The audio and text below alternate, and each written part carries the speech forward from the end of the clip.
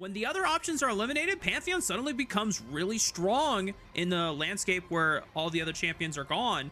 And the way that JDG have wrapped up their composition, it's not the Kate Lux, but it is the Kate with the Karma. I think that they view the level 6s at the top side of Thunder Talk and are a little bit scared. So they're actually going to opt in for the swap and take that trade. So I think a revisit very much warranted from TT mid. Instead, though, they're actually going to TP bot. Beishwan, yeah, here comes the ult. They're doing everything they can to stop the turret. Well, Hoya launches forward. They already got the flash on a missing, but the lockdown is great, and the traps are not enough to stop Beishwan and Hoya. First blood goes over to Thunder Talk. Expands to at least delay it one time for Thunder Talk. Buys Darius some time. We do see a reset did come in from 1XM, looking like it's going to be a Yuntal's rush for 1XM. We still going to have to see if Pays ends up going for that one as well. Pays going to let the tower kill off. Okay. It wouldn't matter if he didn't touch this wave, but going to take this wave too. Pei is going to be really, really, really rich, though, after taking this tower. As wow. Yeah, he's going to have a lot of money. Good, but this is where we might see a fight. Second Grubs have spawn. JDG has group. Satab is not really spotted. Waiting for a target other than missing to walk up so that he could threaten an assassination. A flash from Olive follows with a twisted advance, punts him backward, but Shun can't get in range before Satab flashes over the wall. Scout with the re-engage, Fate sealed, hits two members, and he's dealing a decent amount of work, but here comes Hoya Zero's entrance. It splits up the fight. Shun is completely in deep waters, forced to flash over the Baron wall. All now in trouble, but Beishwan forced to flash away as well, and Pays is just ripping them apart with these headshots. Oh, but the ace in the hole is not going to find Beishwan before he escapes with the Grand Starfall. Somehow, Thunder Talk only managed to lose one member in the trade, but JDG winning the fight and netting 2 of the 6 grubs. I think if the point-and-click hand stun could have connected on Scout, that would have been big. Instead, Scout was able to get a lot of work done and got out. I think that was very much warranted and set up JDG for success in that fight. Yeah, definitely looked funky for the first flash, but just because he lost vision of Satab in the brush, but still managed to force the fight that JDG wanted towards the top side of the map and fading for a potential collapse on the Scout, but seems like they didn't want to pull the trigger on that. Rift Herald was spawning very soon, and so they are just saving cooldowns now for this fight. They're on full vision since JDG already took that crab. 5,000 HP on the Rift Herald. Shun is walking around the other Baron side wall.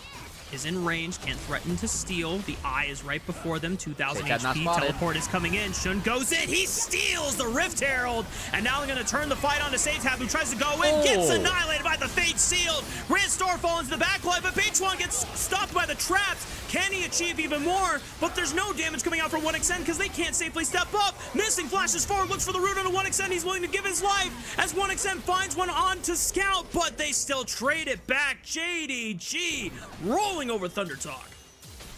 That was the fight that Thunder Talk wanted. They got Akali unspotted in the backline, got the Galio ult in there. The response from JDG was fantastic. The turn onto the Akali made it so Satab, really the stud of Thunder Talk, for me, the overperformer with 1XN, the newest addition. You're going to see in the lower third here that Missing was trying to get some vision down and just stepped too far into the jungle, but back to live.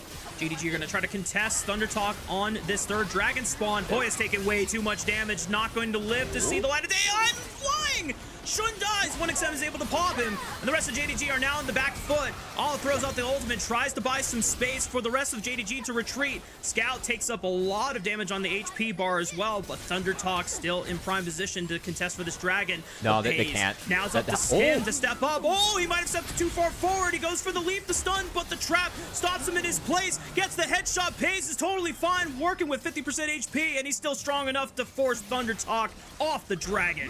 Enable TT to at least get a little something from himself. Still lose out on the objective, and that is going to be soul point for JDG. And a Hextech soul at that, too. VP there in the back half of that play. Yeah. As we return, Otacons at half, and JDG are looking to not contest. Who's going to get gold on the Scout and on the Pays. Okay. Yeah. Scout taking out the tier 2. Ala was already picking up the top wave and just answering. Looks like he's going to go for a base. And the rest of Thunder Talk committing to the Otacon secure it, but JDG are saying, okay, sure, you can take that objective. We're going to take 2 turrets, open up the map even further.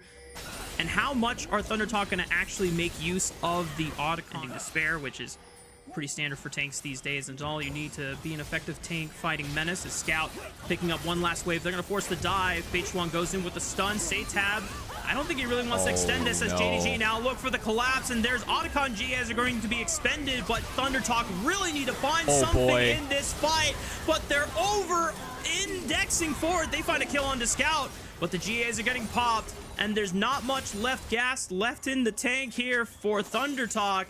I thought the Panth Akali Galio combo would be pretty good at getting back there. Is okay. We're just sending it. TP's coming in. Pays. I mean, they got the cleanse out of Pays, but he still has a flash. He's got to run for the hills. With a flank. Hoyer's dead. Yeah. Oh, no. That was his only way out.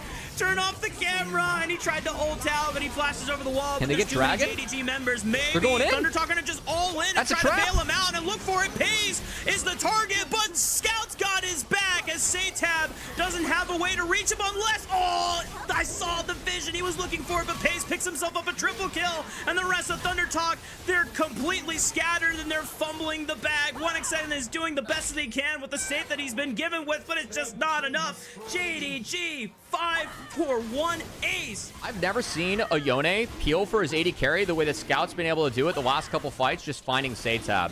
Some really impressive fights coming out of Scout. The Q3 to find the knockup into the R, buys Pays the space to flash out with the Karma empowered Q as well to make sure that there was much better. And that's going to be really big if they want to have a chance of making first stand. Yeah. Regardless, after this series, JDG are going to take a hard look at that second game and just, you know, have a long talk and figure out, hey guys, we need to really coordinate our jungle and support, you know, synergy to make sure we're always on the same page. Pays, no summer spells. Beichuan is going to send it.